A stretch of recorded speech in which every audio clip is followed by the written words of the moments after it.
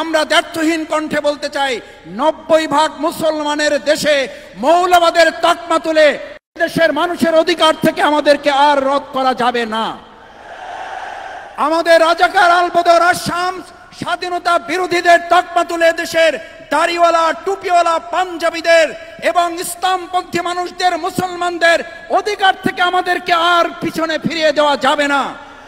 এই দেশের স্বাধীনতা এবং ইসলামকে যারা মুখোমুখি দাঁড় করিয়েছিলেন, এদেশের স্বাধীনতার মহান যুক্তিযুদ্ধকে টুপিওয়ালা, দাড়িওয়ালাদের মুখোমুখি দাঁড় করিয়ে যারা নতুন আর একটা প্রেক্ষাপট তৈরি করেছিলেন, তাদের কারণেই 2024 সালের 5ই আগস্ট নতুন স্বাধীনতা অর্জন করতে হয়েছে।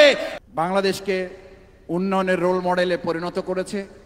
প্রকৃতপক্ষে আমাদের এই দেশ মানুষ লক্ষ্য করেছে, উন্নয়নের রোল মডেলের পরিবর্তে বাংলাদেশকে পৃথিবীর মানচিত্রে দুর্নীতির রোল মডেলে তারা পরিচিত করে তুলেছে। তারা আমাদের হাইওয়েতে তুলে দেওয়ার কথা বলেছে, এক্সপ্রেসওয়েতে তুলে দিয়েছে।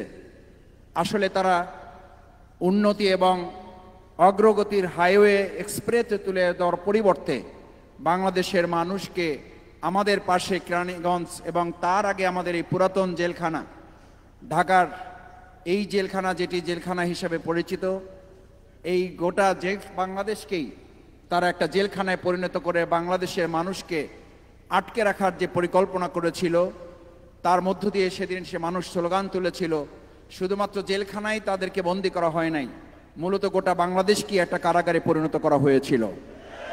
সম্মানিত সুধীমণ্ডলী, বাংলাদেশের এই সময়ের আজকে ইসলাম এবং ইসলামী আন্দোলন এদেশের মানুষের দেশপ্রেমের একটা গুরুত্বপূর্ণ নজির সামনে রেখে আজকে যে আমরা একতাবদ্ধ হয়ে সমস্ত ষড়যন্ত্রের বিরুদ্ধে মাথা উঁচু করে দাঁড়িয়ে একথা বলতে পারি যে আমরা মানবরচিত মতবাদ দেখেছি।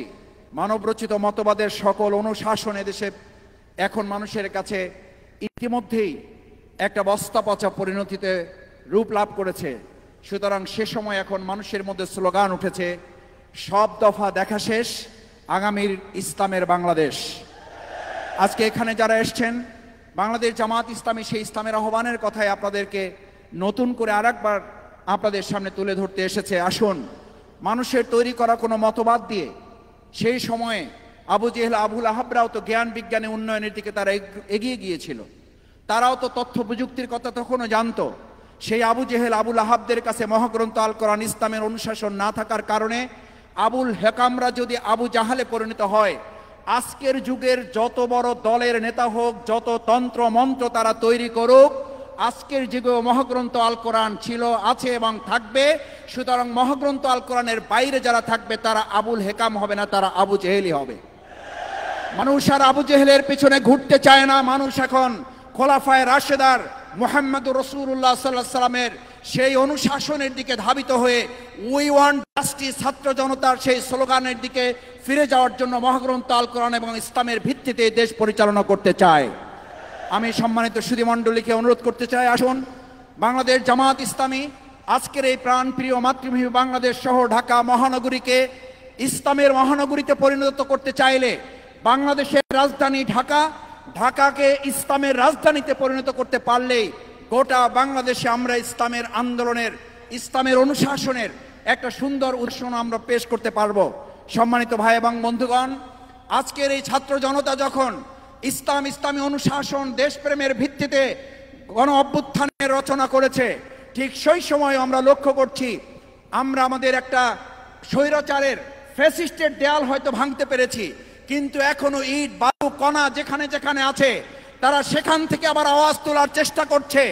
এদেশের মানুষের চিন্তা, দৃষ্টিভঙ্গি, 90% মুসলমানের চেতনাকে আবার মৌলবাদের নাম দিয়ে তারা কেউ কেউ সমালোচনা করছেন। আমরা দ্ব্যর্থহীন কণ্ঠে বলতে চাই, 90% মুসলমানের দেশে মৌলবাদের তকমা তুলে দেশের মানুষের অধিকার থেকে আমাদেরকে আর রদ করা যাবে না। আমাদের রাজাকার আলবদর আশামস স্বাধীনতা বিরোধীদের তকমা তুলে দেশের দাড়িওয়ালা, টুপিওয়ালা, পাঞ্জাবিদের এবং ইসলামপন্থী মানুষদের, মুসলমানদের অধিকার থেকে আমাদেরকে আর পিছনে ফিরিয়ে দেওয়া যাবে না। এই দেশের স্বাধীনতা এবং ইসলামকে যারা মুখোমুখি দাঁড় করিয়েছিলেন, এদেশের স্বাধীনতার মহান যুক্তিযুদ্ধকে টুপিওয়ালা দাড়িওয়ালাদের মুখোমুখি দাঁড় করিয়ে যারা নতুন আরেকটা প্রেক্ষাপট তৈরি করেছিলেন, তাদের কারণেই 2024 সালের 5ই আগস্ট নতুন স্বাধীনতা অর্জন করতে হয়েছে।